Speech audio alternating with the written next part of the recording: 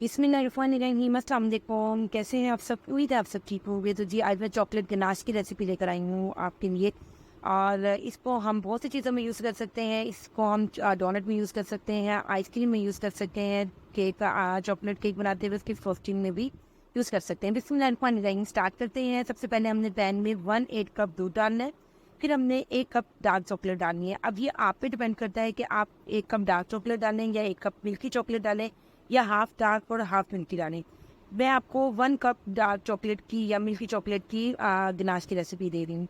अब अच्छा जी, आप चाहें तो ओवन में भी 10 सेकेंड में इसे किसी शीशे के बाउल में डाल के माइक्रोवेव कर सकते हैं या फिर डबल बॉयलर में कर सकते हैं। मुझे एक्सपीरियंस है इसलिए मैं डायरेक्ट चूल्हे पे रख के कर रही हूँ। आपने इस तरह नहीं करना जब तक आपको अच्छा खासा एक्सपीरियंस ना हो जाए, ठीक है जी, वरना वो आपकी चॉकलेट जल भी सकती है। अभी देखिए, बातें करते करते माशाल्लाह से हमारी चॉकलेट गनाश रेडी हो गई। यहाँ पर मैंने इसमें 1 टेबल स्पून बटर डाला था जो मुझसे मिस हो गया, आपने लाजमी डालना है। और उसके बाद जी देख लें, माशाल्लाह से हमारी चॉकलेट गनाश बिल्कुल रेडी हो गई है।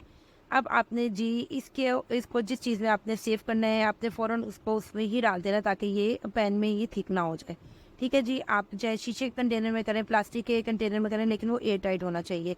हमने इसको फ्रिज में रख के पहले रूम टेम्परेचर पे हम इसे रख के ठंडा करेंगे, फिर फ्रिज में रख देंगे। और जब यूज़ करना होगा इसे रूम टेम्परेचर पे लाएंगे या माइक्रोवेव करेंगे और हम इससे मुख्तलिफ चीज़ें यूज़ कर सकते हैं। उम्मीद है आपको मेरी रेसिपी अच्छी लगी होगी। अच्छी लगी है तो मेरे चैनल को लाइक शेयर सब्सक्राइब ज़रूर कीजिएगा। मिलती हूँ फिर दोबारा किसी नई रेसिपी के साथ। अल्लाह हाफिज़।